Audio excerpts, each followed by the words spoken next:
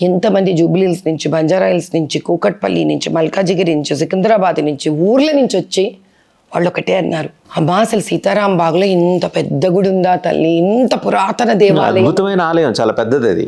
అది ఒకటే కాదండి, దానికన్నా పెద్ద ఆలయాలు ఉన్నాయండి. సుమారు 800 నుంచి 1000 సంవత్సరాల పురాతన దేవాలయాలు ఉన్నాయి. మీకు జగదంబ ఆలయం ఉంది ఏంటిక్కడ, మీకు గోల్కొండ మన ఫోర్ట్లో ఉంది. 1000 సంవత్సరాల గుడి అండి అది. ఇప్పుడు మనమేమో అందరం కలిసి చార్మినార్ చార్మినార్ చార్మినార్ అని అరుస్తాం గర్వంగా. ఇప్పుడు ఎందుకు మనం కూడా ఎవరైనా వస్తే ఏం గిఫ్ట్ ఇస్తాం, చార్మినార్ కొనిస్తాం. కానీ ఆశ్చర్యకరమైన విషయం ఏంటంటే మనం ఇన్నిసార్లు ఎలిగెత్తి చార్మినార్ మన సంస్కృతిలో భాగం, మన చరిత్రలో భాగం అని చెప్పుకోవడానికి మనం బాధపడం. మనం కూడా నేషనల్ స్టబ్లో చెప్పాను నేను, ఇదే చార్మినార్ బొమ్మని మనం ఒక బిళ్ళకు ఒకవైపు వేసి ఇంకోవైపు భాగ్యలక్ష్మి వేసుకొని మనం అమ్మవారి ముందు ఆరాధించడానికి వెనుకాడం. కానీ ఇదే ఆ స్థానం నుంచి ఎంపికైన వ్యక్తి 24 గంటలు మన దైవదూషణ జరుగుతూనే ఉంటుంది అతని నోటు నుంచి. తప్పు కాదది, నీవు ఎట్లా దైవదూషణ ఎలా చేస్తావు? నేను ఇన్నిసార్లు మాట్లాడానండి, నన్ను ఎప్పుడైనా దైవదూషణ చేయడం చూసారా? వాళ్ళ దేవుడిని దూషించడం చూసారా మీరు వాళ్ళ వరకు కూడా వెళ్ళి అడగండి. నేను ఎప్పుడు అనను అదా నీ ఔన్నత్యము, అదా నీ పెద్దరికము, అంటే నువ్వు ఎంతమందితో నువ్వు గెలిచావని నీ ఉద్దేశము. సో మీ 8 లక్షల మంది హైందవులు నీకు అక్కర్లేదా? నువ్వు ప్రశ్నిస్తావు మోదీ గారిని. అసదుద్దీన్ ఓవైసీ గారు, so called barrister from London, Asaduddin Owaisi గారు, so called the great barrister. So called Asaduddin Owaisi గారు గెలిచిన ప్రముఖులు, మా అన్నగారు వయసులో పెద్దవారు కాబట్టి, ఇంకా all Indians are my brothers and sisters. వారు మోదీ గారిని సవాల్ చేస్తారు, ఏమయ్యా నీకు 17 కోట్ల మంది ముస్లిమ్స్ అక్కర్లేదా అని. రేషియో మాట్లాడతారు ఇప్పుడు ఇక్కడ. నీకు 8 లక్షల మంది హైందవులు అక్కర్లేదా? Very true. అక్కర్లేదా? ఎందుకు? మిమ్మల్ని ప్రశ్నించేవాడు లేరు ఈరోజు. ఎందుకు? బస్తీలలో తిరిగేవాళ్ళు లేరు ఈరోజు.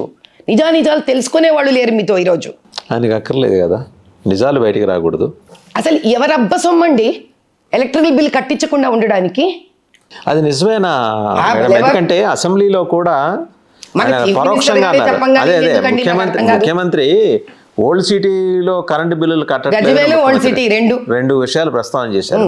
సరే గజ్వేల్ అంటే ఏదో పొలిటికల్ ఫ్రంట్ లో అన్నారని అనుకుందాము,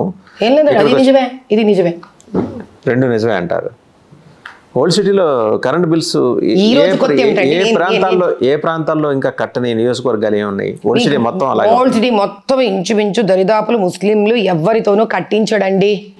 ఎందుకు? సరే డబ్బులున్న వాళ్ళ సంగతి నేను మాట్లాడదలుచుకోలేదు, అది వాళ్ళకుండా ఆ మాత్రం ఇంకిత జ్ఞానం. అయ్యో నాకు డబ్బులు ఉంది, ఓ 1000-2000 నేను ఎలక్ట్రిసిటీ బిల్ కట్టకపోవడం వల్ల నేను జీడిపి తగ్గించేస్తాను, ఈ ప్రాంతం నుంచి అభివృద్ధిని నేను కట్టాల్సిన న్యాయమైన రొక్కం కట్టనప్పుడు అన్ఇంటరప్టెడ్ పవర్ సప్లై ఇన్ని దశాబ్దాలుగా ఎట్లా నడుస్తా వస్తుంది? అది మనం ఎవరిని ప్రశ్నించాలి? గవర్నమెంట్ అంతే కదండి. అంతే. ఇది వరకు వీళ్ళు ఎవరెవరితో కుంభక్కులయ్యారో వాళ్ళందరినీ నిలదీసి ప్రశ్నించాలి మనం. ఈ రోజు ప్రశ్నించడానికి నేను అలా వచ్చాను కాబట్టే ఇంకా నేను ఏ రాజకీయ రంగ ప్రవేశం చేయలా. ఎప్పుడు కాంటెంప్లేట్ చేస్తున్నారు?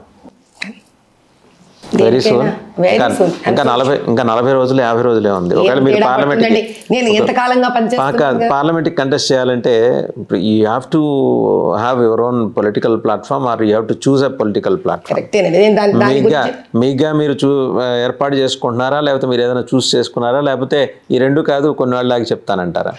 కొన్నాళ్ళని లేదండి, నాకు మనస్రీత్యా నాకు చాలా ఇష్టమైనది, నేను మనస్ఫూర్తిగా నిలబడాలనుకున్నది బీజేపీ పార్టీ తరపునే. That I have 100% clarity. Just waiting for things.